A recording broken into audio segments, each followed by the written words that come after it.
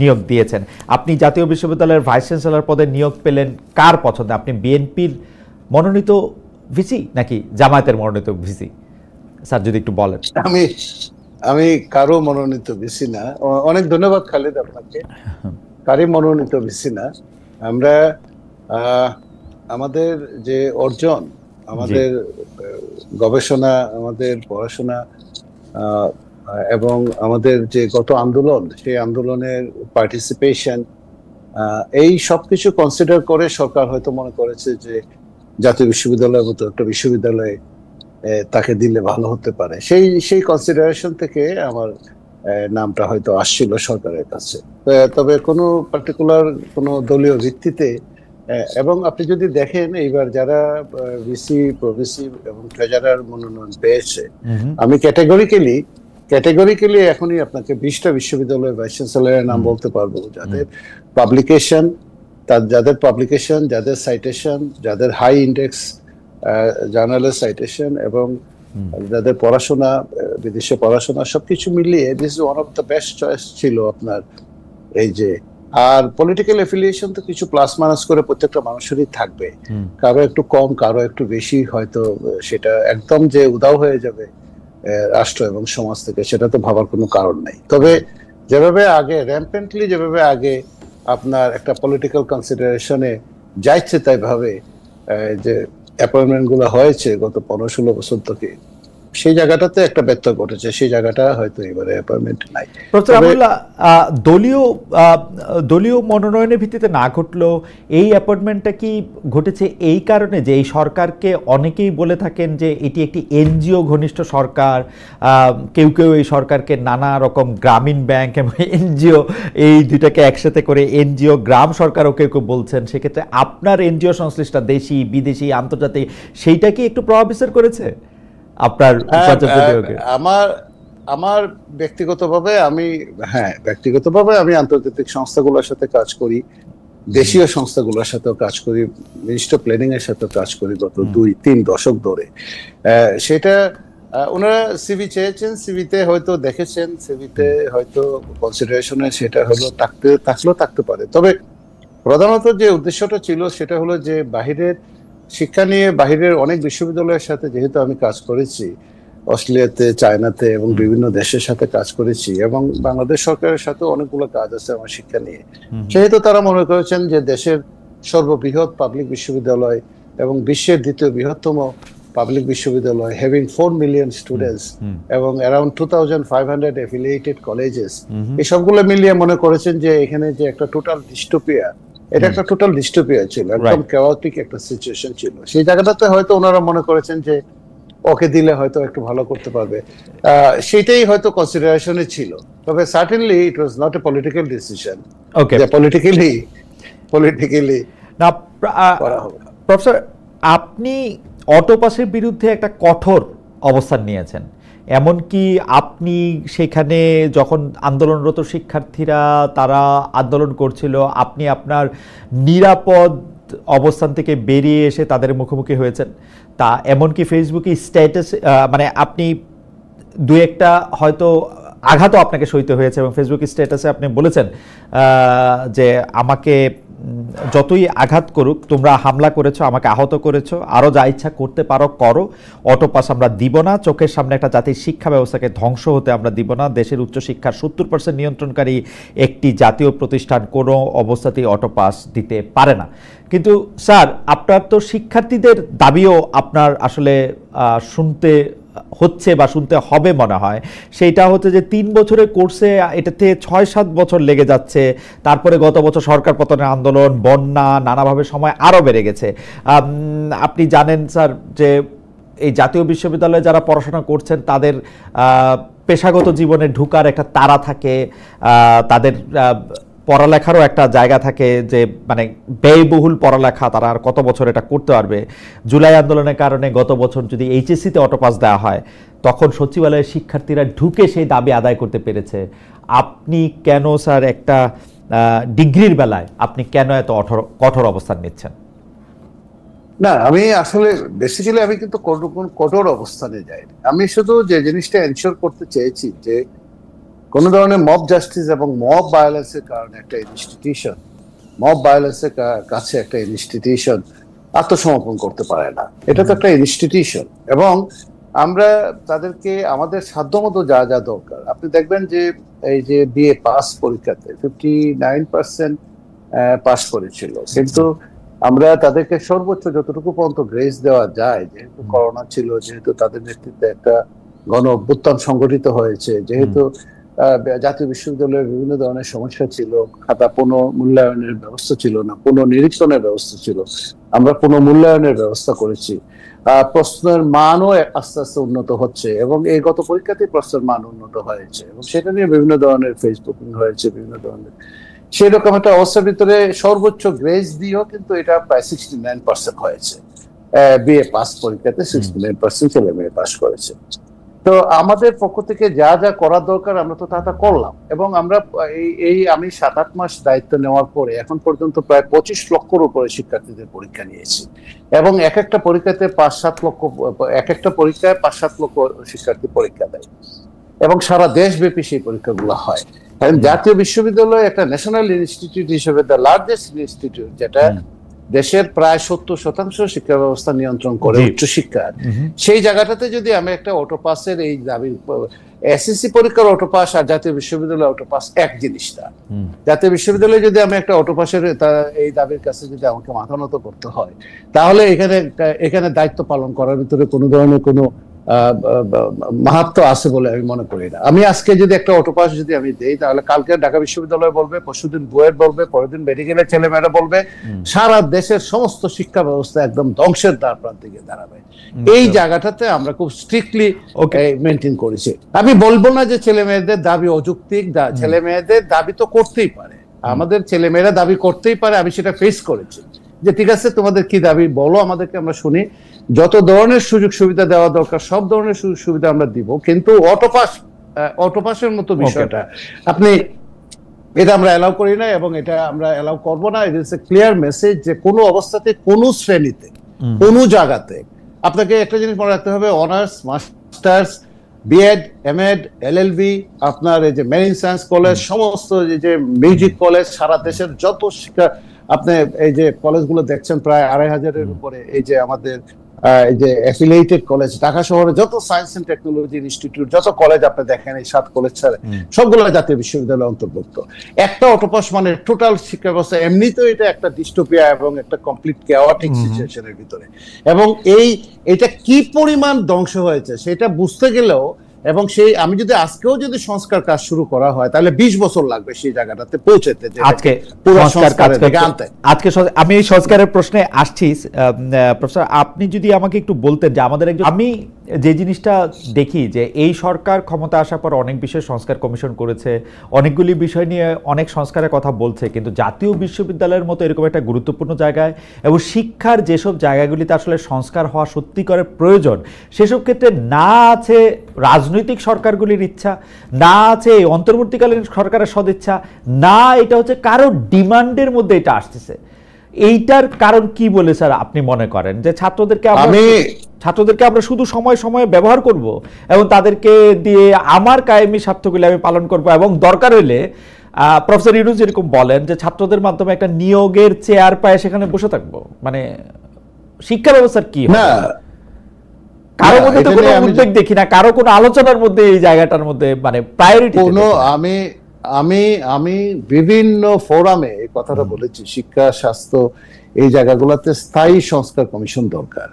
এই যে এতগুলা শিক্ষা কমিশন হলো, একটা শিক্ষা কমিশনের এই যে রূপরেখা কিন্তু বাস্তবায়িত হয়, সেই ক্ষুদ্র শিক্ষা কমিশনতে বাস্তবায়িত হয় নাই।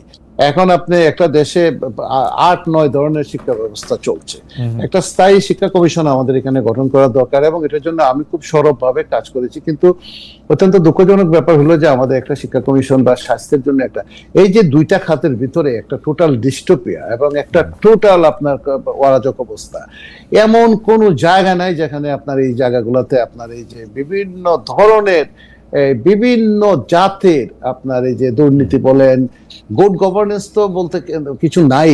এই জায়গাগুলোকে জন্য একটা শক্ত কমিশন করার দরকার ছিল। আমি মনে করি এখনো সময় পার হয়ে যায়নি, এখনো সরকারের হাতে সামনে অনেক দিন আছে, এখনো ইচ্ছা করলে শিক্ষা, স্বাস্থ্য এগুলা নিয়ে।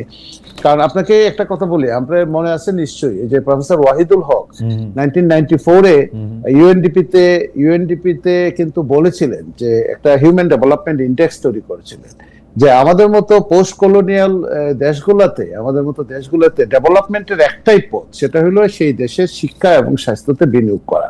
আজকে যদি আপনি 1 টাকা বিনিয়োগ করেন শিক্ষায়, তাহলে 300 গুণ ফিরে আসবে 2 জেনারেশন পরে। এবং আপনি একটা খেয়াল করে দেখেন, সেই মডেলটা আমরা ফলো করলাম না, কিন্তু সেই মডেলটা ঠিকই কিন্তু মালয়েশিয়া ফলো করলো, অথবা ধরেন তারও আগে একই ধরনের মডেল ছিল সিঙ্গাপুরে, লি কুয়ান সেটা ফলো করলো, একই ধরনের মডেল চায়না ফলো করলো, একই ধরনের মডেল ইভেন ইরান ফলো। যে বিশ্ববিদ্যালয়ে, ঢাকা বিশ্ববিদ্যালয়ে আমরা পড়াশোনা করার সময়, ইভেন আপনি নিজেও দেখেছেন, ইরানিয়ান ছেলেমেয়েরা এসে ঢাকা বিশ্ববিদ্যালয়ে পড়াশোনা করে, মিশরের ছেলেমেয়েরা এসে পড়াশোনা করে, আপনার সৌদি আরবের ছেলেমেয়েরা এসে পড়াশোনা করে, আপনার মালয়েশিয়ান ছেলেমেয়েরা এসে পড়াশোনা করে। সেখান থেকে তারা আসতো আমাদেরকে, নিশ্চয়ই এখানে পড়াশোনার মানটা ভালো ছিল। আর আজকে আমরা সেই সমস্ত দেশগুলোতে যাচ্ছি অনেকটা আপনার এই যে মিসকিনের মতো, আমাদের চাকরি দাও, এই দাও, ওই দাও। এবং আপনি একটা জিনিস খেয়াল করে দেখেন, শুধুমাত্র শিক্ষা এবং স্বাস্থ্যে বিনিয়োগ করে আজকে 1971-এর পরে, মুক্তিযুদ্ধের আগে এবং পরে, বাংলাদেশের এবং এই যে দেশগুলোর নাম বললাম, মালয়েশিয়া, সিঙ্গাপুর, চায়না, ইরান, এই সমস্ত দেশগুলার প্রায় অলমোস্ট জিডিপি কাছাকাছি, প্রায় কত, প্রায় 400 গড়ে সবারই। আজকে সিঙ্গাপুরে 50,000 প্লাস, আজকে চায়না একটা সুপার পাওয়ার, আজকে ইরান অ্যাটমিক শক্তিধর রাষ্ট্র, আজকে আমরা মালয়েশিয়াতে যাই, থাইল্যান্ডে যাই, আপনি হসপিটালে। স্যার আপনি যে কথাগুলি বলছেন সেই কথাগুলি আসলে মানে আপনি যে নতুন বলছেন, বা আপনি যে একমাত্র নতুন বলছেন তা না, বহুদিন ধরে এটা বলা হচ্ছে, বহুদিন ধরে এটা বলা হচ্ছে, কিন্তু কেউই এটার মধ্যে মনোযোগ দিতেছে না। স্যার আমি যদি একটা গড়ে একটা এরকম প্রশ্ন করি, যে 40 লাখ যে শিক্ষার্থী আছেন, যাদেরকে আপনি স্যার গ্র্যাজুয়েশন ডিগ্রি দিচ্ছেন, তারপর হচ্ছে পোস্ট গ্র্যাজুয়েশন ডিগ্রি দিচ্ছেন, তাদের আসলে লক্ষ্য বা উদ্দেশ্য কি? তাদের সামনে আসলে কি আছে? মানে একটা কারো আছে যে একটা সরকারি চাকরি পাবে, কারো তাদের সামনে একটাই লক্ষ্য, একটা চাকরি পাওয়া। কোনো অবস্থাতে এটা এই সিস্টেমটা, আমরা যে সিস্টেমে চলছি এখন এই মুহূর্তে, এই সিস্টেমে কোনো অবস্থাতে একজন প্রকৃত মানুষ হিসেবে গড়ে তোলা, একজন জ্ঞানী মানুষ হিসেবে গড়ে তোলা, একটু অ্যানালিটিক্যাল ব্রেইন তৈরি করা, একটু প্রচন্ড পরিশ্রম করে, জাতীয় বিশ্ববিদ্যালয়ের শিক্ষকরা প্রচন্ড পরিশ্রম করে, কোনো বেনিফিট হয়তো সেভাবে দিতে পারে না। আমাদের অনেক ছেলে মেয়ে আছে, তারা প্রচুর পরিশ্রম করে, এবং জাতীয় বিশ্ববিদ্যালয় এত মানে আন্ডারমাইনও করা হবে না, কারণ জাতীয় বিশ্ববিদ্যালয় গত বিসিএস এ 3য় স্থান দখল করেছে, এবং জাতীয় বিশ্ববিদ্যালয়ের অধীনে শতবর্ষব্যাপী কলেজ আছে প্রায় 1 ডজনের মতো। আপনি যদি দেখেন আমাদের মডেল কলেজগুলা, যেমন আপনার রাজশাহী কলেজ, আপনার পাবনা এডওয়ার্ড কলেজ, আপনার এই যে এই Comilla Victoria college, Sylhet MC college, Brajamohan college, Chittagong college, এই যে কলেজগুলো আপনার বড় বড় কলেজগুলো, বা ঢাকাতে আমাদের যে সমস্ত বড় বড় কলেজগুলো আছে, সেই কলেজগুলোতে আমরা একটা সংখ্যক ছেলে মেয়ে পাচ্ছি, কিছু সংখ্যক ছেলে মেয়ে পাচ্ছি যারা বিসিএস এ ভালো করছে, যারা ব্যাংক, বিমা, ইন্স্যুরেন্সে, আপনার ন্যাশনাল ইউনিভার্সিটি, আপনি যে কোনো ব্যাংকে ঢুকেন দেখবেন 60% ছেলে মেয়ে ন্যাশনাল ইউনিভার্সিটি গ্রাজুয়েটস। সেটারও আবার একটা অন্য কারণ আছে, সেটা তাদেরকে সহজে কন্ট্রোলের ভিতরে রাখা যায়। কিন্তু এইটাই কি একটা দেশের শিক্ষা ব্যবস্থার মূল উদ্দেশ্য হতে পারে, যে আমি শুধু এই একটা বিশ্ববিদ্যালয় শুধুমাত্র আমি কিছু সংখ্যক লোক তৈরি করব যারা শুধুমাত্র এই ব্যাংক, বিমা, ইন্স্যুরেন্স চালাবে একদম মেশিনের মতো, এই দেশে কোনো গবেষণা হবে না, এখানে কোনো জ্ঞান চর্চা হবে না? স্যার আমি আপনাকে উদ্ধৃত করি দর্শকদের জন্য। আপনি সিপিডি আয়োজিত এক সেমিনারে আপনি বলেছেন যে আমি আপনাকে কোট করছি, জাতীয় বিশ্ববিদ্যালয়ে আমরা শিক্ষা দিচ্ছি কিন্তু কোয়ালিটি নেই, কারণ কোনো মনিটরিং নেই, এখানে প্রশিক্ষিত শিক্ষক নেই, 8-10 হাজার টাকা বেতনে অনার্স পড়াচ্ছে, যত্রতত্র অনার্স মাস্টার খুলে দিয়ে বসে আছে। স্যার আপনি যেসব ভালো উদাহরণ দিলেন সেগুলো একটা বাস্তবতা। আবার আপনার এই 3 লাইনের কথাই কিন্তু বোঝা যায় পুরোটা জিনিসটা আমরা একটা ফার্স বা জোক বানায় রাখছি। স্যার আপনি কি এটা ফিল করেন? যদি আপনার কথাগুলি এই 3 লাইনের কথা যদি সত্য হয়, কোনো কোয়ালিটি নাই, কারণ কোনো মনিটরিং নাই, প্রশিক্ষিত শিক্ষক নাই, 8-10 হাজার টাকা বেতনে অনার্স পড়াচ্ছে, যত্রতত্র অনার্স মাস্টার খুলে দিয়ে বসে আছে, কোয়ালিটি স্যার এখানে নাই। যত্রতত্র প্রাইভেট বিশ্ববিদ্যালয়েরও গত রেজিমে যা ইচ্ছা তাই প্রাইভেট বিশ্ববিদ্যালয়ে করা হয়েছে, তাদেরও কোনো কোয়ালিটি নাই। শিক্ষা ব্যবস্থা নিয়ে যেটা করা হচ্ছে স্যার, আপনি মনে করেন কিনা যে এটা আসলে দেখেন স্যার, বাংলাদেশে এত বিষয় নিয়ে এত কথা হয়, এত আন্দোলন হয়, শিক্ষা ব্যবস্থা নিয়ে একটা জোক বানায় রাখা হয়েছে, সত্যি সত্যি এটা ফার্স্ট বানায় রাখা হয়েছে। এইটা নিয়ে তো স্যার আপনাদেরই তো বলতে হবে, আর কারা এটা আর বলবে, রিয়েলাইজ করবে, চেঞ্জ করবে? আমি তো অনেকদিন থেকে বলছি, বলতে বলতে বলতে বলতে এত পরিমাণ শত্রুতাও বেড়েছে যে প্রচুর মানুষ শত্রু হিসেবে দাঁড়িয়ে গেছে। কারণ এখানে শিক্ষা নিয়ে বাণিজ্য করার মতো মাফিয়া অনেক লোকজন আছে, এখানে এখানে বিভিন্ন ধরনের লোকজন আমাদের পিছনে লেগে গেছে। আমি যে কথাটা বলেছি আমি সেটা মিন করি। কোয়ালিটি এডুকেশনটা যেটা আমরা বলতে চাই, সেই কোয়ালিটি এডুকেশনের ধারে কাছে নেই। এর একটা প্রধান কারণ হলো আমাদের দায়িত্ব ছিল মনিটরিং করা, আমাদের দায়িত্ব ছিল কলেজ মনিটরিং, আমাদের দায়িত্ব ছিল কলেজের অডিটিং করা, আমাদের দায়িত্ব ছিল ভালো প্রিন্সিপাল কলেজে নিয়োগ করা। আমাদের এমন ভাবে আমাদের সেই দায়িত্বগুলো থেকে সরে আসছি। এখন এই মুহূর্তে college monitoring is almost zero. আমি জানি না, আমি কিছু একটা কথা বললেই সেটা আবার ভাইরাল হয়ে যায়, কিন্তু আপনি দেখেন কলেজ মনিটরিংটা আমাদের এখানে প্রায় জিরো। আমাদের এখানে আপনার ধরেন এই যে অডিটিং তো আমরা পাচ্ছিই না, এবং আপনার এই যে শিক্ষক নিয়োগ, বিভিন্ন ধরনের এই যে শিক্ষক নিয়োগে বিভিন্ন ধরনের অভিযোগ, কত তদন্ত আর করব? প্রতিদিন অন্তত পক্ষে 50টা তদন্ত কমিটি আমাকে করতে হচ্ছে বিভিন্ন কলেজে। স্যার আপনি যখন এই কথা বলছেন, স্যার আপনার কথার সাথে ইকো করতেছেন একজন, ওনার নাম BM শহীদুল্লাহ, উনি বলছেন 40 জন পরিদর্শকের কাছে মেইল করেছি, তারা তাও কলেজ মনিটরিং করে নাই। এটা এটা এটা ওনারা বলছেন ঠিকই আছে, এবং আমি এটার সাথে ডিসএগ্রি করি না। এবং আপনি দেখেন আরেকটা বিষয়, এই যে আমাদের এখানে কলেজগুলোতে আমরা করলাম কি, এটা না অক্সফোর্ড মডেল, না ক্যামব্রিজ মডেল, না আমাদের নিজস্ব কোনো মডেল, এটা একটা জগা খিচুড়ি। যেমন ধরেন আপনার কলেজগুলোতে ম্যানেজমেন্টে যারা আছে, কলেজ ম্যানেজমেন্ট গভর্নিং বডি, আমরা এই প্রথমবারের মতো সারা দেশের সমস্ত গভর্নিং বডি চেঞ্জ করেছি। এই গভর্নিং বডির সভাপতি হওয়ার জন্য সমাজের ভিতরে, মানুষের ভিতরে যে কি পরিমাণ প্রতিদ্বন্দ্বিতা, প্রতিযোগিতা, রাজনৈতিক দলগুলোর ভিতরে, ব্যবসায়ীদের ভিতরে, হাজার হাজার কোটি টাকার মালিক, কিন্তু উনি একটা কলেজের সভাপতি হতে চান, কারণ এতে তার প্রেস্টিজ বাড়বে এলাকাতে। ঠিক আছে, ভালো মানুষরা কলেজ পরিচালনা বোর্ডে আসুক, সেটা আমরাও চাই, কিন্তু এই কলেজ গভর্নিং বডি নিয়ে, কলেজ পরিচালনা নিয়ে গত 15-16 বছরে একটা মানে এটা কি বলবো, এটা মানে যা ইচ্ছে তাই কাণ্ড হয়েছে। এবং কলেজগুলোকে নিজস্ব মানে সম্পত্তির মতো ব্যবহার করে, কলেজের আপনার ধরেন অ্যাকাউন্টস ঠিক নাই, যার যেভাবে মনে ধরে অমুক অনুষ্ঠান হবে সেখানে 50 লাখ টাকা চাঁদা দাও, অমুক অনুষ্ঠান হবে সেখানে 70 লাখ টাকা চাঁদা দাও, এইটা করো ওইটা করো ইত্যাদি ইত্যাদি, এইগুলা করে কলেজগুলাতে এবং শিক্ষকদের ভিতরে যে কিন্তু স্যার এটা আরেকটা পিট কি স্যার আপনি দেখতে পান? যেমন স্যার আমি বাংলাদেশে থাকতে, আমিও বাংলাদেশের মানে ঢাকার একটি কলেজের গভর্নিং বডিতে ছিলাম, কিন্তু আমি তো দেখেছি গভর্নিং বডির চেয়ারে থেকে কিন্তু আসলে খুব বেশি পাওয়ার প্র্যাকটিস করার কোনো সুযোগ নাই। যেমন আমি মিটিংগুলিতে উপস্থিত থাকতাম, আমার মতামত দিতাম একটু পর্যন্তই। এর বাইরে কলেজ গভর্নিং বডিতে যারা সভাপতি তার মেম্বার থাকেন, তারা এত পাওয়ারফুল কি করে হয়ে ওঠেন? নিশ্চয়ই স্যার এটার কোনো ম্যাজিক আছে, মানে কলেজ গভর্নিং বডিতে এত পাওয়ার থাকার কথা না, উনারা কি এটা হলো যে আপনি হয়তো বদলোক মানুষ, আপনার হয়তো তারা চড়া হইতে পারে নাই বা মানে কি করতে পারে নাই, কিন্তু ধরেন আমি একটা উদাহরণ হিসেবে বলি, একটা কলেজ 17-18 হাজার স্টুডেন্ট, তার ইনকাম মানে প্রচুর টাকা ইনকাম, তার ফিক্সড ডিপোজিট আছে হয়তো ধরেন 100 কোটি টাকা, এটার দিকে সবার নজর। এবং এটাকে এমন ভাবে পলিটিসাইজ করা হয়েছে, মানে রাজনীতিটাকে এমন ভাবে টেনে আনা হয়েছে, স্থানীয় রাজনীতি, আন্তর্জাতিক রাজনীতি, সব রাজনীতি এটাকে টেনে আনা হয়েছে, যে এটা আর একটা শিক্ষা প্রতিষ্ঠান হিসেবে সেটা দাঁড়াতে পারে না। এই জায়গাগুলোতে আমরা একটু চিন্তা ভাবনা করছি যে কলেজ গভর্নিং বডি, ভারতে যে কলেজগুলো পরিচালিত হয়, পাকিস্তানে অথবা শ্রীলঙ্কাতে যে কলেজগুলো পরিচালিত হয়, সেখানে তো গভর্নিং বডি নাই। সরকারি কলেজগুলো যদি মাউসি এভাবে একটা প্রতিষ্ঠান দ্বারা নিয়ন্ত্রণ করতে পারে, তাহলে আমরা আমাদের কলেজগুলোকে একটা আলাদা প্রতিষ্ঠান দ্বারা নিয়ন্ত্রণ করতে পারি কিনা, এই গভর্নিং বডি থেকে বের হয়ে এসে, সেটা একটা বড় বিষয়। আমরা একটু চিন্তা ভাবনার ভিতরে আমাদের আছে, কিন্তু মুশকিল হলো যে মানে এই যে সংস্কার কাজে বিভিন্ন জায়গাতে আমরা হাত দিয়েছি, যে আমরা একটা ট্রেড কোর্স চালু করতে চাই। আপনি জানেন 2026-এর পর থেকে আমাদের এখান থেকে আনস্কিল লোকজন গালফ স্টেট গুলোতে নেওয়া হয়তো অনেকটাই সংকুচিত হয়ে আসবে। তাহলে আমাদের এখানে কিন্তু স্কিল ট্রেনিং গুলো লাগবে। এই জন্য আমরা আপ্রাণ চেষ্টা করছি, সকাল বিকালে এটুআইর সাথে আমরা একটা চুক্তি করেছি, ন্যাশনাল স্কিল ডেভেলপমেন্ট ফাউন্ডেশনের সাথে একটা চুক্তি করেছি, ইউনিসেফের সাথে আমরা একটা চুক্তি করেছি। ইউনিসেফ বলছে যে জাতীয় বিশ্ববিদ্যালয়ে যারা ড্রপ আউট হয়ে গেছে অথবা ন্যাশনালি যারা ড্রপ আউট হয়ে গেছে তাকে একটা ছোট্ট 3 মাসের একটা কোর্স দিয়ে একটা মাইক্রো ক্রেডেনশিয়াল একটা ট্রেনিং দিয়ে যদি মার্কেটে দেওয়া যায় তাহলে তার স্কিল ডেভেলপমেন্টটা হলো। এই সমস্ত জায়গাতে আমরা এই সংস্কারের কাজে হাত দিয়েছি এবং এই জায়গাগুলোতে আমরা চেষ্টা করছি। এবং দেখেন এত বড় একটা বিশ্ববিদ্যালয়, এখানে কম্পিউটার সায়েন্স এন্ড ইঞ্জিনিয়ারিং এ ভর্তি হচ্ছে, মলিকুলার বায়োলজিতে ভর্তি হচ্ছে, এখানে উইদাউট এনি অ্যাডমিশন টেস্ট।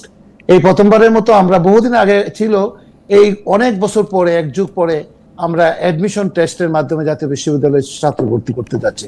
আগামী 31 তারিখে জাতীয় বিশ্ববিদ্যালয়ে অ্যাডমিশন টেস্ট 5.5 লক্ষ আপনার পরীক্ষার্থী অ্যাডমিশন টেস্টে সারা দেশে অ্যাডমিশন টেস্টের মাধ্যমে আসবে। স্যার আমি মানে শুরু করা, স্যার আমি দুই একটা মন্তব্য আপনাকে বলি, কিন্তু আমার কিছু প্রশ্ন আছে। সেই প্রশ্নের মধ্যে থেকে হচ্ছে যে একজন প্রশ্ন করেছেন মোহাম্মদ ফয়জুল আমিন, তিনি বলেছেন ডিগ্রি 2019-20 ছাত্রছাত্রীদের গ্রেস মার্ক কেন দেওয়া হলো না, কিন্তু অনার্স চতুর্থ বর্ষের দেওয়া হলো, ডিগ্রির ক্ষেত্রে কেন এত অবহেলা?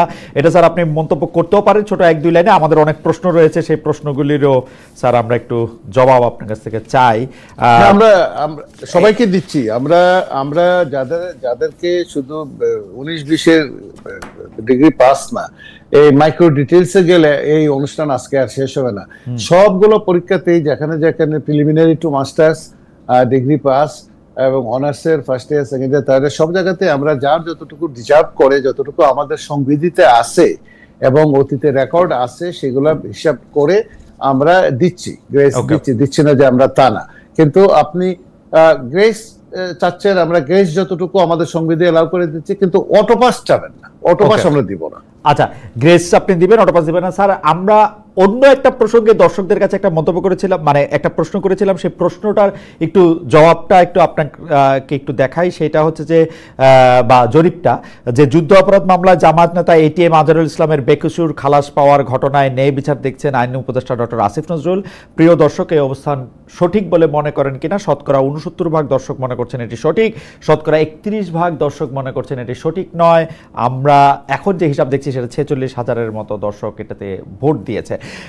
স্যার আর একটু আপনার কাছে ফিরে আসি, সেটা হচ্ছে যে জাতীয় বিশ্ববিদ্যালয়ের শিক্ষক সংকট নিয়ে স্যার আপনি আজকে কথা বলেছেন, এর আগে কথা বলেছেন। আমরা যতটা খোঁজ নিয়ে জেনেছি, শুরু থেকে এই বিশ্ববিদ্যালয়ে যারা বড় দায়িত্বে ছিলেন তারা শিক্ষক নিয়োগের চেয়ে কর্মচারী নিয়োগ, ভবন নির্মাণ এসব বিষয়ে মনোযোগ দিয়েছেন। শিক্ষার মান, শিক্ষা ব্যবস্থা, কারিকুলাম, সিলেবাস এসব নিয়ে নাকি জাতীয় বিশ্ববিদ্যালয়ের কর্তা ব্যক্তিদের আগ্রহ থাকে না। অনেকেই বলে থাকেন স্যার যে যায় লঙ্কায় সেই হয় রাবণ। আপনিও কি স্যার একই রকম ভাবে এই চর্চাই অব্যাহত রেখেছেন কিনা? মানে শিক্ষক নিয়োগের থেকে কর্মচারী নিয়োগ, ভবন নির্মাণ যেখানে স্যার টাকা আমরা সেগুলিতে বেশি করতেছেন কিনা? শিক্ষার মান, কারিকুলাম এইটার দিকে আপনার মনোযোগ কম কিনা স্যার? আমাদের কিছু করতে হবে না, আমাদের কিছু করতে হবে না। যা কেনাকাটার দরকার আগামী 5 বছর লাগবে, সব কেনাকাটা হয়ে গেছে। আচ্ছা, আমাদের কিছু করতে হবে না। যত বিল্ডিং টিল্ডিং করা দরকার আগামী 5-7 বছরে সব বিল্ডিং করা হয়ে গেছে। ওকে, এমনকি যা কেনাকাটা করার জন্য যা দরকার আগামী 4-5 বছর, যে এটা লাগবে, সেটাও করা হয়ে গেছে। ইভেন সমাবর্তন হবে, সমাবর্তন কবে হবে তার ঠিক ঠিকানা নাই, কিন্তু সমাবর্তনের সমস্ত জিনিসপত্র কেনা হয়ে গেছে। সো আমরা ওই জায়গাটাতে জিরো টলারেন্সে আছি। আমাদের কোনো এজেন্ডা নাই। একটা এজেন্ডা আমাদের এখানে, এই দেশের ছেলে মেয়েদেরকে আমরা কিভাবে সহযোগিতা করতে পারি, শিক্ষার মানটা কিভাবে আমরা বাড়াতে পারি, এই সমস্ত এজেন্ডা নিয়ে আমরা নামছি। আমাদের এখানে আপনি যে কথাটা বলছেন সেই কথাগুলো নিয়ে যথেষ্ট প্রশ্ন আছে জনমনে, এবং এখানে যেহেতু সেলফ ফান্ডেড একটা বিশ্ববিদ্যালয়, এখানে আপনার গুড গভর্নেন্সের অভাব আছে। একটা বিশ্ববিদ্যালয়ে 40 লক্ষ শিক্ষার্থীদের অভিভাবক, তার ভিতরে শিক্ষক আছে মাত্র 81 জন। যে 81 জন শিক্ষক দিয়ে আমরা 30-35টা অনার্স মাস্টার্স চালাই একটা দেশে, সেখানে কোনো সাবজেক্টের শিক্ষকই নাই। তাহলে আমাকে মডারেশন করতে বিভিন্ন বিশ্ববিদ্যালয়ের লোকজনের কাছে আমাকে দৌড়াতে হয়। মানে বিশ্ববিদ্যালয়টাকে বিশ্ববিদ্যালয় হিসেবে গড়ে তোলা হয় নাই। কিন্তু স্যার এটা এরকম কেন? আপনারা তো স্যার নিজের টাকা দিয়ে নিজেরা চলেন বেশিরভাগ ক্ষেত্রেই। আপনারা সেলফ ফান্ডিং আমরা চলি না শুধু, আপনারা অন্যদের দেন। এই সেলফ ফান্ডিং একটা ইউনিভার্সিটির টিচার সংকট কেন থাকবে? কেন এইটার এমন অবস্থা হবে যে এইটার শিক্ষকদের নিয়মিত পদোন্নতি হবে না? দেখেন স্যার, অনেকেই এই প্রশ্ন করতেছেন যে সরকারি কলেজে শিক্ষকতাটার নিয়োগ যখন পান তখন থেকেই তারা গা ছেড়ে দেন অনেক শিক্ষক, কারণ তারা জানেন নিয়মিত প্রমোশন হবে না, ক্লাস মানে তাদের একটা মানে তাদের খুব বেশি উৎসাহ থাকে না। এটা কেন স্যার? এটা এরকম কেন? এটা প্রধানত কারণ হলো যে আপনার ধরেন এইটার একটা পাথওয়ে অফ প্রমোশন যেটা এটা নাই। এবং আপনি ধরেন শিক্ষকও লেকচারার 20 বছর ধরে পড়াচ্ছেন, তার ছাত্র লেকচারার, কোনো মানে সব সমান, এবং এই পোস্ট নাই। তাহলে আমার পোস্ট নাই যদি, তাহলে আমি অনার্স মাস্টার্স করলাম কেন? আমি কয়েকদিন আগে আশেক মাহমুদ কলেজে গিয়েছিলাম, এই যে আপনার বাওয়াল বদরে আলম কলেজে গিয়েছিলাম। সেখানে ফাইন্যান্স এবং ম্যানেজমেন্টে প্রায় 300 শিক্ষার্থী, শিক্ষক হলেন দুইজন। চারটা ল্যাব আছে, 8 জন ডেমনস্ট্রেটর দরকার, 1 জন না 2 জন ডেমনস্ট্রেটর আপনার সেখানে আছেন। আর যততত্র অনার্স মাস্টার যেখানে করছি তার কিচ্ছা কাহিনী কথা নাই বা বললাম। এবং আপনার শিক্ষকদেরকে আমরা নিয়োগ দিয়েছি যত্রতত্র, কিন্তু এমপিও দেই নাই। যদি এমপিও নাই দেই তাহলে তাদেরকে অ্যালাউ করলাম কেন, সেটা একটা বড় প্রশ্ন। সব মিলিয়ে এইটা এমন একটা শিক্ষা ব্যবস্থার ভিতরে এমন একটা ডিস্টোপিয়া। এই জন্য আমি বললাম, এটা তো গেল আপনার জাতীয় বিশ্ববিদ্যালয় নিয়ে বললেন। আমি তো সারা জীবন জাতীয় বিশ্ববিদ্যালয়ের বাইরে অন্যান্য বিশ্ববিদ্যালয় নিয়েও কথা বলেছি। অন্যান্য বিশ্ববিদ্যালয়ে গত 15-16 বছরে যা ঘটেছে, শিক্ষক নিয়োগ নিয়ে যা ঘটেছে, গুড গভর্নেন্সের প্রশ্নে যদি আপনি বলেন, সেইটা কভার করতে 20 বছর 30 বছর লাগবে। আপনার একজন লোক আপনার পাওয়া যায় না। কোনো বিশ্ববিদ্যালয় আছে যে 400 শিক্ষক নিয়োগ দিয়েছেন, একজন শিক্ষককে পাওয়া যায় না যেখানে অন্য মতের, অন্য আগে ডিএনএ টেস্ট করে শিক্ষক নিয়োগ করা হয়েছে। তো এই যে কাজগুলা করা হয়েছে, এটার এফেক্ট তো আপনার কলেজ লেভেলও আছে। কলেজে আপনার এমন কোনো শিক্ষক নিয়োগ দেওয়া হয় নাই। ভালো ভালো শিক্ষকরা, ভালো ভালো ছেলে মেয়েরা যারা ভালো ভালো পড়াশোনা করেছে, ব্রেন ড্রেনের শিকার হয়েছে, বিদেশে চলে গেছে। আপনার এখানে মানে শিক্ষকতা পেশায় আসবো না শেষ পর্যন্ত, এইরকম একটা সিদ্ধান্ত তারা নিয়েছে। এইরকম একটা জায়গা থেকে আমরা এই একটা স্ক্র্যাপ থেকে আমরা শুরু করেছিলাম। আর জাতীয় বিশ্ববিদ্যালয়ে তো আমি যেদিন জয়েন করি, গিয়ে দেখি আমার টেবিলে কোনো কাগজপত্র কিছু নাই।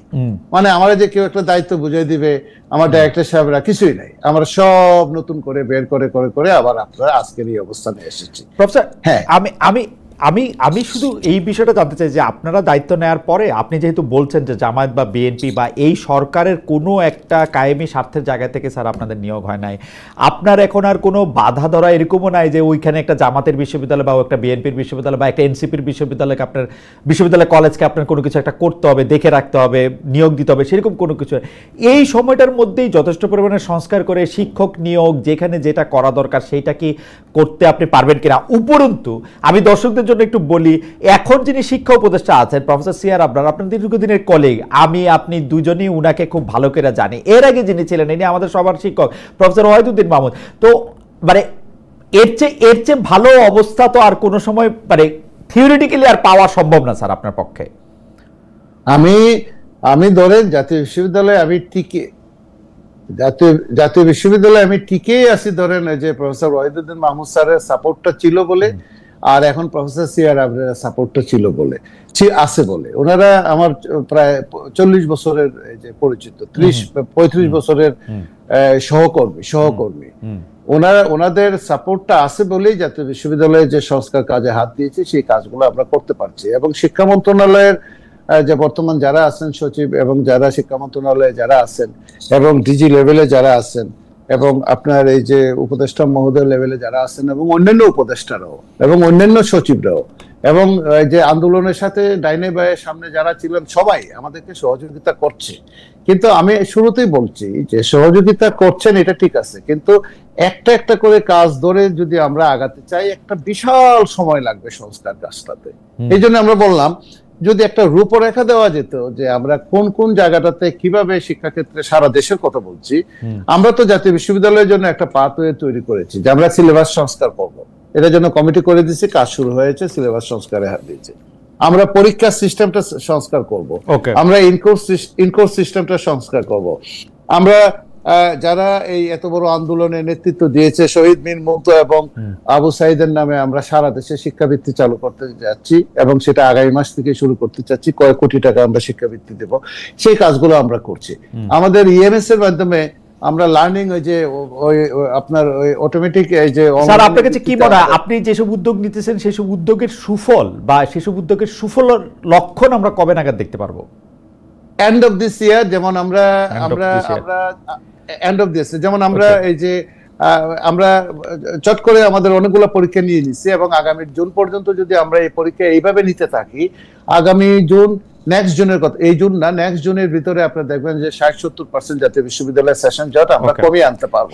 সেটা একটা জিনিস, কমিয়ে হ্যাঁ কমিয়ে আনতে পারবো, সেটা এক জিনিস, সেটা এত গর্ব করার কিছু নাই, সেটা এক জিনিস। কিন্তু ওই যে কথাটা আমি বারবার বলছি যে কোয়ালিটি অফ এডুকেশন এবং শিক্ষাক্ষেত্রে যে গুড গভর্নেন্সের যে বিষয়টা এবং যে অ্যাকাউন্টেবিলিটির বিষয়টা, এটা পলিটিক্যাল ফোর্সেস গুলা এমন ভাবে চড়াও হয়, এই পলিটিক্যাল ফোর্সেস গুলাকে যদি কারেক্ট করা না যায়, রাজনৈতিক শক্তিগুলোকে যদি রাইট পলিটিক্যাল ফোর্সের কথা যখন বলতেছিলেন তখন আমি স্যার আপনাকে মনে করাই দিতে চাই যে জাতীয় বিশ্ববিদ্যালয়ের মানে মঙ্গলবার 27 মে অর্থাৎ আমরা যখন এই অনুষ্ঠান করছি মানে পরশুদিন সকালে প্রধান বিচারপতি ডক্টর সৈয়দ রেফাত আহমেদের নেতৃত্বে আপিল বিভাগ এই একটা রায় দিয়েছে যে আওয়ামী লীগ আমলে চাকরি যাওয়া 988 জনকে জাতীয় বিশ্ববিদ্যালয়ে ফেরাতে আপিল বিভাগের এই রায়ের ফলে কি স্যার আপনি গত 10 বছরের 12 বছরে তো এগুলি পদে নিয়োগ হয়েছে, তো আপনারা কি একই পদে 2 জন রাখবেন?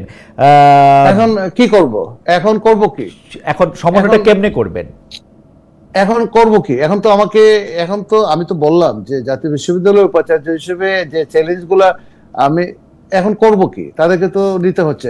স্যার আপনি শিক্ষক নিয়োগ দিতে পারেন না, কারণ হচ্ছে আপনার শিক্ষকের পদ নাই, এখন এক পদের মধ্যে 2 জনকে আপনাকে এখন নিয়োগ দিতে হবে যে পদগুলিতে স্যার আপনি আরো একটু স্মার্টলি এগুলি করতে পারতেন।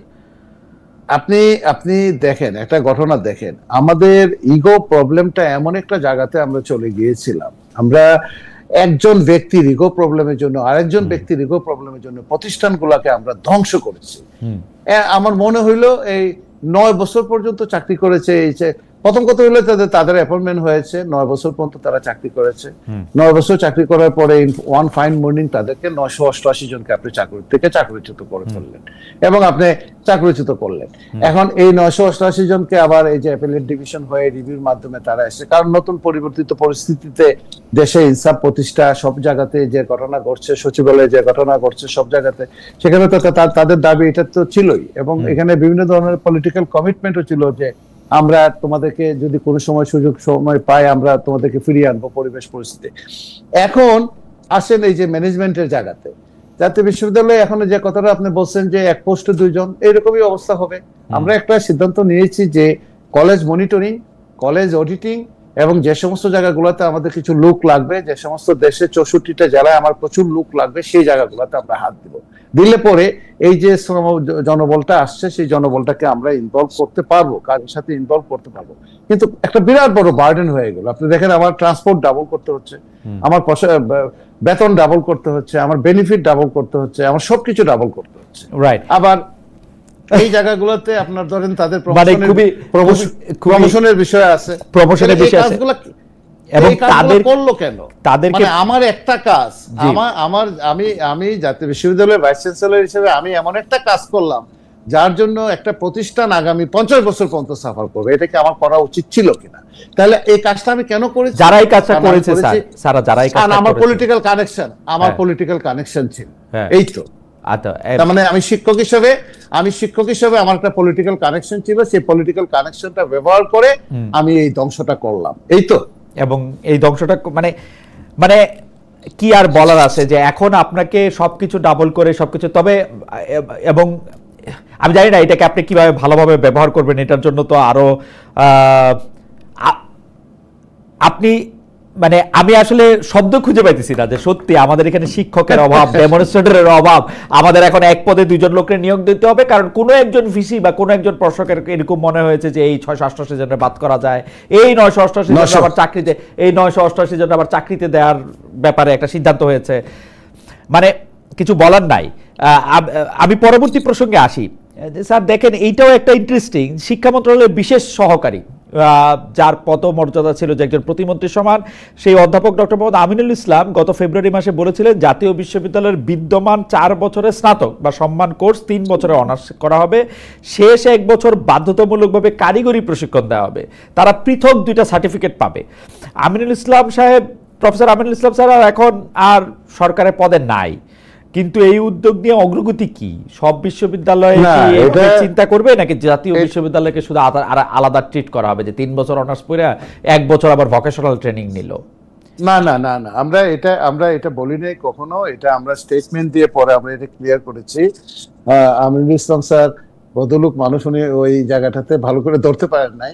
4 বছরের অনার্স 4 বছরই থাকবে, 4 বছরের নিচে যদি আমি নামাই তাহলে এটা ইন্টারন্যাশনালি অ্যাক্রিডিটেশন পাবে না, ইন্টারন্যাশনালি অ্যাকসেপ্টেড হবে না। 4 বছরের কোর্স 4 বছরই থাকবে, এখানে কম্প্রোমাইজ করার কোনো স্কোপ নেই। আমরা বলেছি যে আমাদের কোনো ওই যে অনার্সে 135 ক্রেডিট, 140 ক্রেডিট, সেখান থেকে এবং কোনো জায়গাতে সিমিলার সাবজেক্ট, এই আপনার ফার্স্ট ইয়ারে পড়লো আবার ফোর্থ ইয়ারে গিয়ে দেখা যায় একই রকম সাবজেক্ট পড়ছে, কাছাকাছি সাবজেক্ট পড়ছে।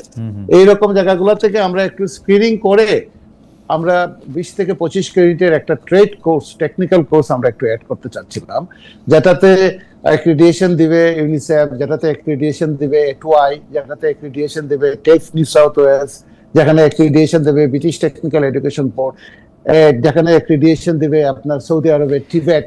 স্যার কিন্তু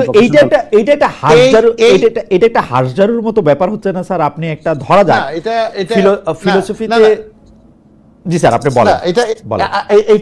এটা হচ্ছে না এই কারণে আমি বলি, আমরা খুব ভালো করে অনেক ধরনের স্টাডি করে দেখেছি, বিআইডিএস এর স্টাডি, আরো অনেক ধরনের স্টাডি, ওয়ার্ল্ড ব্যাংকের স্টাডি, জাতীয় বিশ্ববিদ্যালয়ের নিজস্ব সিইডিপি স্টাডি, সেগুলোতে দেখা গেছে আমাদের ছেলে মেয়েরা market linkage, industry academy linkage almost zero. এর প্রধান কারণটা হলো, একটা হলো তাদের কমিউনিকেশন স্কিলটা নাই, এর একটা প্রধান কারণ হলো তাদের ভিতরে আইটি স্কিলটা নাই। এই জায়গাগুলোতে যদি আমি একটা কমিউনিকেশন স্কিল তার ভিতরে ডেভেলপ করে দিতে পারি, একটা আইটি স্কিল ডেভেলপ করে দিতে পারি, সে ফিলোসফিতে অনার্স মাস্টার্স করবে করুক, সে পলিটিক্যাল সায়েন্সে অনার্স মাস্টার্স করবে করুক, কিন্তু তাকে যদি আমি একটা টেকনিক্যাল হ্যান্ড 2 বছরের ভিতরে একটা সেমিস্টারে 2টা কোর্স, একটা সেমিস্টারে একটা কোর্স, 4টা সেমিস্টারে 4টা কোর্স, তাকে যদি একটা টেকনিক্যাল হ্যান্ড একই সময় সাইমালটেনিয়াসলি যদি সে করে যায়, তাহলে দেখা যাবে তার অনার্স মাস্টার্সের যে সার্টিফিকেটটা সেটাও সে ব্যবহার করতে পারতেছে যদি প্রয়োজন পড়ে। আবার একই সঙ্গে সে যদি গালফ স্টেটে যায় অথবা এই দেশেও থাকে, তাহলে কিছু একটা করে সে চলতে পারবে। না স্যার, অ্যাবসলিউটলি। কিন্তু আপনি কি এটাতে ভেবে দেখেছেন যে আপনার সেই স্কিলড শিক্ষক, টিউটর, গাইড সেটা আছে কিনা, নাকি আপনি তাকে আরেকটা বাড়তি সার্টিফিকেট দেওয়ার ব্যবস্থা করতেছেন? আপনি এটা খুবই ঠিক কথা বলছেন যে আপনি মার্কেট কমিউনিকেশন স্কিল নাই, ল্যাঙ্গুয়েজ প্রফিসিয়েন্সি নাই, সেই কারণে হচ্ছে যে আমাদেরকে অনেক ছোট কাজ করতে হচ্ছে। ডিগ্রি পাস করে মাস্টার, কোনো কাজে আসলে ছোট না, মানে কম বেতনের কাজ করতে হইতেছে এই মাস্টার, মানে কমিউনিকেশন স্কিল এবং ল্যাঙ্গুয়েজ না থাকার কারণে। স্যার আমি আপনাকে আরেকটা কথা বলি স্যার, এখন যেই পৃথিবীতে, যেই যুগে পৃথিবী প্রবেশ করতেছে, এই সার্টিফিকেটের চেয়ে আর্টিফিশিয়াল ইন্টেলিজেন্স আপনি কিভাবে ব্যবহার করতে পারতেছেন সেটার উপর স্যার আপনার জব মার্কেট নির্ভর করবে। তো আপনি যে ডিগ্রিটা দিতেছেন, সেই ডিগ্রিটা বা সেই কাগজটা, সেই স্নাতকের সার্টিফিকেট একটা ছলনা হয়ে থাকতেছে স্যার। এইটাতে আপনারা কোর্স কারিকুলাম, শিক্ষকের নিয়োগে যদি যোগ না দেন স্যার, এই 40 লক্ষ লোক আপনার জন্য বোঝাই হবে। আপনার মূল আমাদের জন্য বোঝা মানে দেশের জন্য বোঝা, আমরা রাষ্ট্রের জন্য বোঝা। আমাদের প্রায় 10 লক্ষ, আমরা প্রায় 10 লক্ষ গ্রাজুয়েট প্রডিউস করি এভরি ইয়ার। এই 10 লক্ষ গ্রাজুয়েটের ভিতরে একটা বিশাল সংখ্যক বিদেশে যায়, একটা বিশাল সংখ্যক লোক আপনার ইনফর্মাল সেক্টরে যায়, ব্যাংক, বিমা, ইন্স্যুরেন্সে যায়, অ্যারাউন্ড 70% চাকরি পায়, আর অ্যারাউন্ড 30% চাকরি পেতে অনেক দেরি হয় এন্টারপ্রেনার।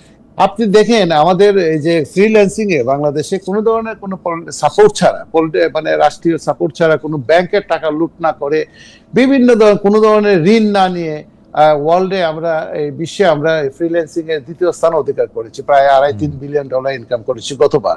এই কুড়িগ্রামের একটা মেয়ে এসএসসি পাস, সে সেখানে বসে রেস্টুরেন্টের মেনু বানায় এবং ডেইলি $30-40 ইনকাম করে। আর ভারতে আপনার ধরেন তারা বিশ্বে 1 নাম্বার, প্রায় $70-72 বিলিয়ন তারা এই যে ফ্রিল্যান্সিং।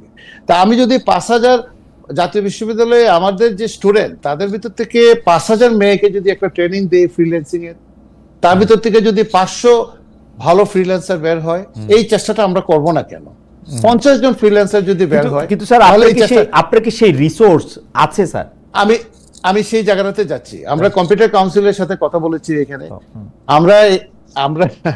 আমরা এখানে কম্পিউটার কাউন্সিলের সাথে কথা বলেছি, আমরা এখানে বিভিন্ন জায়গাতে ডাটা কালেকশন করেছি। আপনি জানেন যে আমি গবেষণা করে আমার সংসার চলে, আমরা একটা গবেষণা করে বের করেছি, সেখানে দেখেছি প্রায় লক্ষাধিক গ্রাজুয়েট আমাদের দেশে আইটি এবং কম্পিউটার সায়েন্সে বিভিন্ন প্রাইভেট বিশ্ববিদ্যালয় এবং সরকারি বিশ্ববিদ্যালয় থেকে বের হয়েছে, এবং আমাদের নিজস্ব প্রায় 3000-3500 আইসিটি ট্রেনিং প্রাপ্ত শিক্ষক রয়েছেন। এই এদের লিস্টটা নিয়ে আমরা, যেখানে আমরা পার্মানেন্টলি পাবো সেখানে স্থায়ী পদে, যেখানে স্থায়ী পদে পারবো না সেখানে আমরা অস্থায়ী পদে খণ্ডকালীন ভাবে, ওনারা কি রাজি আছেন? রাজি আছেন। অ্যাপিলটা সেভাবে করা হয় নাই কখনো, যে আপনি কম্পিউটার গ্রাজুয়েট, আপনি এই জায়গাটাতে কাজ করেন, আপনি শুক্র শনিবার আমার এই কলেজটাতে আমার এই যে ঢাকা সিটি কলেজে আপনি কি 10টা ক্লাস দিবেন আমার এই জায়গাটাতে, তাকে অ্যাপ্রোচ করলে পরে এই জায়গাটাতে আমরা ফিজিবিলিটি স্টাডি করেছি স্যার। এইটার যেরকম একটা ইন্টিগ্রেটেড একটা উদ্যোগ নেওয়াটা এই মুহূর্তে কতটা জরুরি স্যার, আমি দেখি স্যার আমার সাথে মধ্যপ্রাচ্যে বসবাস করেন বাংলাদেশি প্রবাসীদের অনেকের যোগাযোগ আছে স্যার। তারা এই প্রচন্ড গরমে, প্রচন্ড বৈরী আবহাওয়ায় তারা যখন অতি অল্প বেতনে এখানে কাজ করতে বাধ্য হন বিকজ অফ মানে communication skill, because of language proficiency, এই দুইটা জিনিস জানার ফলে আমাদের যারা পাশের দেশ আছে ভারত, শ্রীলঙ্কা, তারা পায় হচ্ছে বেশি বেতনের আরামের চাকরি, তারা পান কম বেতনের ঝুঁকিপূর্ণ এবং কষ্টদায়ক চাকরি। তো এইটা তো আমি এই জায়গাটাতে বলছিলাম আমাদের এই যে আপনি তো জানেন যে আমাদের এখান থেকে প্রতি বছর প্রায় 8-9 লক্ষ 10 লক্ষ লোক বাহিরে যাচ্ছে, এবং এখন প্রায় 1.30-40 লক্ষ লোক বাহিরে আছে। আমরা ব্যাংকের মাধ্যমে 25 বিলিয়ন 24-25 বিলিয়ন ডলার পাই, আর হুন্ডি টুন্ডির মাধ্যমে আরো 50 বিলিয়ন পাই। এই ছেলে মেয়েদেরকে যদি আমরা একটা মোটামুটি সেমি স্কিলও করতে পারি, তাহলে তার এই যে 30,000 টাকার বেতনটা যদি 60,000 টাকাতে করা যায়, তাহলে এই 50 বিলিয়ন কিন্তু 100 বিলিয়ন হতে পারে। মূল কথা হলো রাজনীতি সবগুলাকে এমন ভাবে নষ্ট করেছে, এবং রাজনীতির ভাবে আমরা বিভাজিত হয়ে এমন ভাবে আমাদের প্রত্যেকটা ইস্যুকে আমরা পলিটিক্স দ্বারা এমন ভাবে বিভাজিত হয়েছি। এবং মানে আমি গত সপ্তাহে সিঙ্গাপুর থেকে এসেছি। সিঙ্গাপুরে একটা ছেলেকে জিজ্ঞাসা করলাম, মাঠে বসে আসছে, জিজ্ঞাসা করলাম কি কারণে আসছো এখানে, বলে যে আমি টাইলস লাগাতে আসছি। টাইলস বেতন কত পাও? 5 লক্ষ টাকা বেতন পায় টাইলস লাগায় সিঙ্গাপুরে। আমি বললাম তোমার কিসের সার্টিফিকেট আছে, ট্রেনিং? বলে যে আমার কারিগরি শিক্ষা বোর্ডের আমার এখানে একটা এই যে ট্রেনিং আছে। এমন কিছু জিনিস আছে সারা ওয়ার্ল্ডে শর্টেজ। যেমন আপনি জানেন অ্যালাইড হেলথ প্রফেশনালের লক্ষ মিলিয়ন শর্টেজ। এই যে কোরিয়া থেকে, জাপান থেকে বলছে এই যে আন্ডার ওয়াটার এই যে ওয়েল্ডিং 200, 300, 500 দেওয়া আমাদেরকে, একজনও নয় আমাদের এখানে কোনো প্রতিষ্ঠান। প্রধানমন্ত্রী এই মুহূর্তে জাপান সফর করছেন, ওরা বলছে যে 1 লাখ মানে চাকরি এখন এই মুহূর্তে দরকার, মানে জাপানিজ এটা করার জন্য। আপনি স্যার সারা পৃথিবী ঘুরে বেড়ান, আমিও ইউরোপে দেখেছি স্যার এই মুহূর্তে এত বেশি চাকরির প্রয়োজন কিছু কিছু ক্ষেত্রে, নার্স, কেয়ার গিভার, এলিমেন্টারি শিক্ষক বা বেবিদের সাথে মেন্টাল জায়গাগুলির মধ্যে থেকে এটা করার জন্য, মেন্টাল হেলথ কাউন্সিলর, হ্যাঁ, ডেন্টাল অ্যাসিস্ট্যান্ট, ডক্টরদের অ্যাসিস্ট্যান্ট, আল্ট্রাসাউন্ড অ্যাসিস্ট্যান্ট, তারপরে স্যার রেডিওলজিস্ট, এইগুলি তো কত রকম স্কোপ আছে। সেই স্কোপগুলির ক্ষেত্রে স্যার আমার কাছে মনে হয় যে এটা একটা ইন্টিগ্রেটেড অ্যাপ্রোচ। আপনি খুব ভালো করে খেয়াল করে দেখেন, আমরা যে বলি না যে আমাদের এখানে আমরা বলি যে আমাদের অনেক রেমিটেন্স আসে, অনেক রেমিটেন্স পায়, বাংলাদেশ রেমিটেন্সের উপরে বাঁচতেছে, এইগুলো কোনো কথা না। আপনি ওয়ার্ল্ড স্ট্যাটিস্টিক্সটা দেখেন, আপনাকে বারটা দেখেন রেমিটেন্সে, দেখেন কয়শো বিলিয়ন ডলার আসে রেমিটেন্স এই যে ভারতে, দেখেন শ্রীলঙ্কায় কয়শো বিলিয়ন ডলার আসে, ইভেন দেখেন যে সমস্ত দেশগুলো আমরা পছন্দ করি না তাদের রেমিটেন্সের ধারণা দেখেন, এবং কি পরিমাণ লোক কত বিলিয়ন ডলার পাঠায়, আর আমি কি পরিমাণ পাঠিয়েছি, আমার কত ডলার পাঠায়, দেখেন, তাহলে আপনি ওইখান থেকে গ্যাপটা বের হয়ে যেতে পারবেন। আমরা দেখতেছি যে এইরকম একটা ভবিষ্যতের চিন্তা না করার দায়টা পলিটিক্যাল গভর্নমেন্টের তো আসেই, কিন্তু এই সরকার যার একটা পলিটিক্যাল গভর্নমেন্ট তারা না, তাদেরকেও আমরা শিক্ষার জায়গায় একটা সুস্পষ্ট নীতিমালা, সুস্পষ্ট সংস্কারের জায়গা, শক্ত করে কিছু বলা, সেইটার ক্ষেত্রেও আমরা কিন্তু স্যার অনেক জায়গায় পলিটিক্যাল, অনেক জায়গায় না, পুরোপুরি পলিটিক্যাল দলগুলির মতোই তারা আচরণ করে। এটার কারণ কি স্যার? এটা একটা সংক্ষিপ্ত কথা বলি। এই যে আমরা যে এত কাজে হাত দিয়েছি, জাতীয় বিশ্ববিদ্যালয় এবং প্রাইভেট কলেজগুলা এবং আরো অন্যান্য জায়গাতে আমরা হাত দিয়েছি, যেটা আমরা হয়তো মুখে বলছি না, সেই সমস্ত জায়গাগুলোতে সরকারের সহযোগিতা আমরা পাচ্ছি, মন্ত্রণালয়ের সহযোগিতা পাচ্ছি। কিন্তু একটা জিনিস খেয়াল করে দেখেন, এই যে সমাজের ভিতরে বিবদমান যে দ্বন্দ্বগুলা ছিল ভিতরে, সেই দ্বন্দ্বগুলা হঠাৎ করে স্বাধীনতা পেয়ে এমন ভাবে সেই দ্বন্দ্বগুলা সামনে চলে আসছে। দেখেন এই আপনার প্রতিদিন সচিবালয় ঘেরাও হচ্ছে, প্রতিদিন আমার ধানমন্ডির অফিস ঘেরাও, প্রতিদিন গাজীপুরের অফিস ঘেরাও, আমার গাড়িটা দেখলেই ঘেরাও করে লোকজন। মানে এখন পারলে এমন একটা অবস্থা যে এই যে গাড়িতে জাতীয় বিশ্ববিদ্যালয় ভাইস চ্যান্সেলর শব্দটা লেখাটা আমি সরাই ফেলতে চাচ্ছি, যে এরকম একটা অবস্থার ভিতরে গেছি। তো এইরকম একটা অবস্থার ভিতরে সরকারও দোষ দেওয়া যাবে না। সরকার যে একদিকে তাকে এই যে অর্থনীতির ব্যাপারটা সামাল দিতে হচ্ছে, একদিকে অনেকগুলা ম্যান্ডেট আছে সামনে, অনেকগুলা সংস্কারের প্রসঙ্গ আছে সামনে, অনেক ধরনের চাপের ভিতরে সরকার, সবগুলো মিলিয়ে এই জায়গাটাতে হয়তো, তবে সময় শেষ হয়ে যায়নি। আমি যেটা বলছি যে সময় শেষ হয়ে যায়নি, ওনারা আমাদেরকে সাপোর্ট দিচ্ছে, আরো দিবেন আশা করি। এবং এইটা একটা প্ল্যান অফ অ্যাকশন, যদি আপনার মনে আছে ওই যে 90s-এ প্রফেসর রহমান সুবহানের নেতৃত্বে টাস্ক ফোর্স করা হয়েছিল, সেই টাস্ক ফোর্সের কোন জায়গাতে কিন্তু পরবর্তী সরকারগুলো কিন্তু ফলো করেছে। একটা টাস্ক ফোর্স যদি করে রাখা যায়, যেমন তাহলে পরবর্তী সরকারগুলো আসবে, যারাই আসে তারাই কিন্তু এক ধরনের পজিটিভ পথেই কিন্তু হাঁটছে, পজিটিভ পথে হাঁটবে, সেটা ঠিক আছে স্যার। কিন্তু স্যার আপনি খেয়াল করেছেন বৈষম্য বিরোধী ছাত্র আন্দোলনের একটা অন্যতম দাবি ছিল যে ছাত্র রাজনীতি যেন লেজুর ভিত্তিক রাজনীতি থেকে বেরিয়ে আসে এবং একটা ছাত্রদেরকে যাতে আর এইভাবে ব্যবহার করা না যায়। কিন্তু স্যার আমরা অনেক কষ্ট নিয়ে দেখতেছি যে এই সরকার, আপনি বলতেছেন যে এই সরকারের পুরোপুরি দোষ দেওয়া যাবে না, এই সরকার একটা লেজুর ভিত্তির উল্টা রাজনীতি করতেছে, যে এই যে ছাত্রদের লেজুর ভিত্তি করতেছে এই সরকার। ও একরকম ভাবে তো প্রথমে বলছে ছাত্ররা আমাদেরকে নিয়োগকর্তা করছে, নিয়োগ দিয়েছে। দ্বিতীয় হচ্ছে যে এই যে বিভিন্ন সময় বিভিন্ন আন্দোলন, সেটা ভালো হোক খারাপ হোক, সেটার ব্যাপারে তারা একটা নমনীয় অবস্থান নিতেছে এবং একটা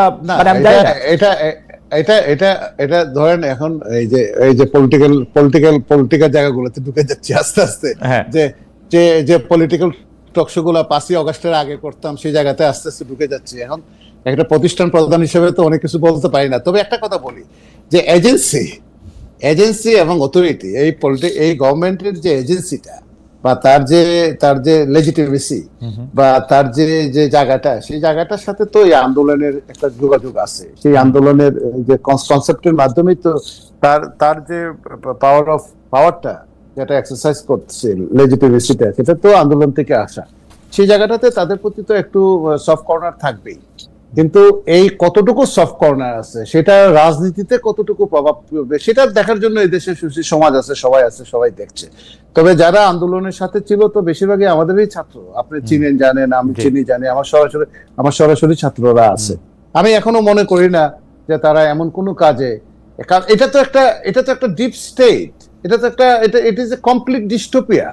এই একটা ডিপ স্টেট, একটা ডিস্টোপিয়া থেকে ছাত্ররা ওভারনাইট বা একটা সরকার 1 বছরের ভিতরে অনেক কিছু করে ফেলবে, এটা আশা করাটা তো ঠিক না। আপনি দেখেন আজকে তো কথা বলা যাচ্ছে, আজকে দেখেন আমাকে তো ঘেরাও করে রাখতে পারতেছে, আজকে দেখেন সচিবালয়ে ঘেরাও করতে পারতেছে, এবং সমাজে বিবদমান যে দ্বন্দ্বগুলা ছিল গত 15, 16, 20 বছর এবং 54 বছর ধরে যে দ্বন্দ্বগুলা ছিল, সেগুলা সাডেনলি একটা মানে প্রকাশিত হওয়া একটা সুযোগ পেয়েছে, যে এখন আমাকে গুম করবে না, আমাকে এখন খুন করবে না, আমাকে এখন এটা করবে না, ওইটা করবে, সেই সুযোগটা নিচ্ছে এবং নিবেই। সমাজের ভিতরে মানুষ তার অধিকার নিয়ে সে কথা বলবেই। এই জন্য আমরা মনে করি যে যারা আসছে কথা বলার জন্য, তাদের রাইট আছে, কথা সে আন্দোলন করার রাইট আছে। এখন আমি কিভাবে তাকে ডিল করব সেটা তার উপরে নির্ভর করবে। এই জন্য আমি সরকারকে খুব বেশি একটা দোষ দিচ্ছি না, কারণ একই সঙ্গে দেখেন প্রায় 200 মিলিয়ন লোকের এই যে সবকিছু ঠিক রাখা, এবং আপনি খালিদ, আপনি তো জানেন যে হোয়াট হ্যাপেন হিয়ার, কি হয়েছে সেটা আপনি জানেন না স্যার, সেটা ঠিকই আছে। আমি কিন্তু মনে করি যে বাংলাদেশে যে জুলাই আগস্টে যে গণ আন্দোলনটা হয়েছে, যে মানে অভ্যুত্থানটা হয়েছে, সেই অভ্যুত্থানটা অত্যন্ত জরুরি ছিল। 15 বছর ধরে যে নির্বাচনহীনতা, গণতন্ত্রহীনতা, সবগুলি প্রতিষ্ঠানে ধ্বংস করা, সেগুলির একটা দরকার ছিল, সেটা হয়েছে, সেটা হওয়াটা দরকার ছিল, এবং আমরা তার জন্য গর্ববোধ করি যে আমরা শেষ পর্যন্ত এই নাগপাশ থেকে বাইরে হয়ে আসতে পারছি। কিন্তু ঘটনা হচ্ছে যে এইটা কেন মনে হইতেছে, আপনাকে শেষটা পলিটিক্যাল জায়গা থেকে শেষ করি, এইটা কেন মনে হইতেছে যে আমরা নির্বাচনটাকে ভয় পাইতে শুরু করছি? এটা কেন এটা এরকম হয়েছে যে আমরা মনে করতেছি 2 দলের মধ্যে একটা ভাগ হইতে হবে, এরকম যেই 2 দলের মধ্যে ভাগটা হইলো, এক দল জনগণের ম্যান্ডেট চায়, আরেক দল মনে করে তাদের অলরেডি ম্যান্ডেট আছে। এটা এরকম কেন হইতে হবে? মানে যদি জুলাই আগস্টের স্পিরিটটা এটা মনে করে যে জনগণ তাদের সঙ্গে আসে, তো এটা তো ভোট ব্যালট এইসব সংখ্যা দিয়ে বিবেচনা করা উচিত, তাই না স্যার? এটা না, তা তো অবশ্যই এটা একটা অন্টোলজিক্যাল কোয়েশ্চেন, এবং ওই আবার 5ই আগস্টের আগে যে পলিটিক্যাল টক শো করতাম সেই জায়গাতে চলে গেছি। এখন আর জাতীয় বিশ্ববিদ্যালয়ের ভিসি হিসেবে বলছি না, এটা হলো একটা অন্টোলজিক্যাল কোয়েশ্চেন, একটা ফিলোসফিক্যাল কোয়েশ্চেন। আপনাকে যে লেজিটিমেসি অফ গভর্নমেন্ট, সেটার জন্য আপনাকে নির্বাচনে যেতেই হবে। কারণ নির্বাচনে না গেলে পরে নির্বাচিত প্রতিনিধিদেরকে যদি না কনভিন্স করা যায়, নির্বাচিত প্রতিনিধিরা যদি হাল না ধরেন একটা দেশের, একটা রাষ্ট্রের, তাহলে এই যে প্রতিষ্ঠানগুলোতে বললাম ধ্বংস হয়েছে, আজকে যে একটা অবস্থা অথবা একটা আনসার্টিনিটি, এগুলো সবকিছু দূর করার পিছনে একটা নির্বাচন, একটা সুষ্ঠু নির্বাচন দরকার। এবং একটা সুষ্ঠু নির্বাচন হলে পরে এখন যে কাজগুলো আমরা করে যাচ্ছি, সেই কাজগুলোকে পরবর্তী সরকার যারা আসবে তারা সেইটাকে এগিয়ে নিয়ে যাবে। ধরেন যদি আবার কেউ যদি ফ্যাসিস্ট হয়ে উঠতে চায়, তাহলে আপনি কিন্তু মনে করবেন না যে জুলাই আগস্ট আন্দোলনে যে জেনজিরা যারা, তাদের কিন্তু বয়স কিন্তু আগামী 10, 15, 20 বছর, 30 বছরে তারা কিন্তু একটা ভিজিলেন্ট হিসেবে কাজ করবে। আমি এটা বিশ্বাস করি, মনে প্রাণে বিশ্বাস করি। সো সবার পক্ষে আবার নতুন করে ফ্যাসিস্ট হয়ে ওঠা, আবার নতুন করে এটা হয়ে ওঠা হয়তো একটু কঠিন হবে। হ্যাঁ, আপনার 15-16 বছর, 20 বছর ধরে আমাদের সমাজের ভিতরে একটা ভ্যাকুয়াম ছিল, একটা গ্রুপ একচেটিয়া ভাবে সমস্ত সুযোগ সুবিধা ভোগ করেছে, অনেকেই সুযোগ সুবিধা পায় নাই।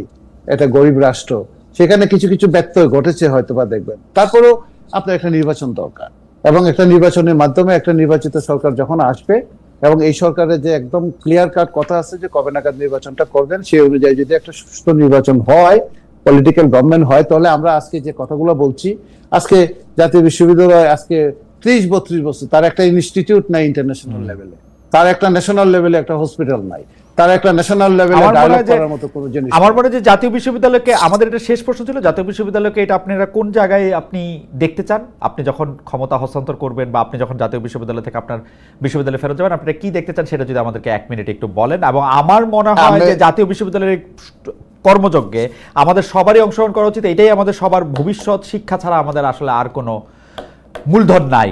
আমরা সোনার খনি, রূপার খনি, তেলের খনি আর কিছু পাবো বলে মনে হয় না। শিক্ষাই আমাদের একমাত্র। আমি বলি যে বাংলাদেশের কলেজগুলোর পরিবেশ যদি ভালো না করতে পারেন, তাহলে বিশ্ববিদ্যালয়ে ভালো ছেলেমেয়েরা আসবে কোথা থেকে? আপনি কলেজের পরিবেশটা ভালো করলেই তো বিশ্ববিদ্যালয়ে ভালো ছেলেমেয়েরা আসবে। কলেজের পরিবেশটাকে উন্নত করার জন্য জাতীয় বিশ্ববিদ্যালয় যে কাজগুলাতে হাত দিয়েছে, সেই জায়গাগুলোতে আমরা পিছপা হব না। আমাদের পিছনে অনেকেই লেগে গেছেন, অনেক ঝামেলা হচ্ছে, কিন্তু আমরা সেই সংস্কার কাজগুলো করার চেষ্টা করবো। আমি আগামী 1 বছরের ভিতরে জাতীয় বিশ্ববিদ্যালয়কে একটা ব্র্যান্ডিং এর জায়গায় দেখতে চাই, যে জাতীয় বিশ্ববিদ্যালয় ইন্টারন্যাশনাল সেমিনার আয়োজন করছে, জাতীয় বিশ্ববিদ্যালয় অন্যান্য পাবলিক বিশ্ববিদ্যালয়গুলোর সাথে, প্রাইভেট বিশ্ববিদ্যালয়গুলোর সাথে এমইউ করছে, তাদের সাথে গবেষণার কাজে হাত দিয়েছে। কলেজ লেভেলে গবেষণাটাকে কিভাবে ছড়িয়ে দেওয়া যায়, অ্যাটলিস্ট 200-250 কলেজ থেকে শিক্ষকরা কিভাবে এমফিল পিএইচডি করতে পারেন, গবেষণা করতে পারেন, ছোট ছোট ফান্ড কিভাবে দেওয়া যায়। 2-3টা ইন্টারন্যাশনাল ইনস্টিটিউট দেখতে চাই জাতীয় বিশ্ববিদ্যালয়ের নিজস্ব রিসোর্সে, যেখানে বিদেশ থেকে আসবেন এবং আমাদের সাথে কোলাবোরেট করবেন, এবং ন্যাশনালি এবং ইন্টারন্যাশনালি তারা কন্ট্রিবিউট করতে পারবেন। এবং আমাদের এখানে যারা শিক্ষকরা আছেন, তাদের ভিতরে শিক্ষকের সংখ্যা আরো বাড়ানো দরকার। এই জায়গাগুলোতে শিক্ষা ব্যবস্থায় আমাদের যে পরীক্ষা যে আছে, সেই পরীক্ষা, ইনকোর্স ইত্যাদি ইত্যাদি জায়গাগুলোতে আমরা একটা সংস্কার আনতে চাই, একটা অ্যাকাউন্টেবিলিটি আনতে চাই।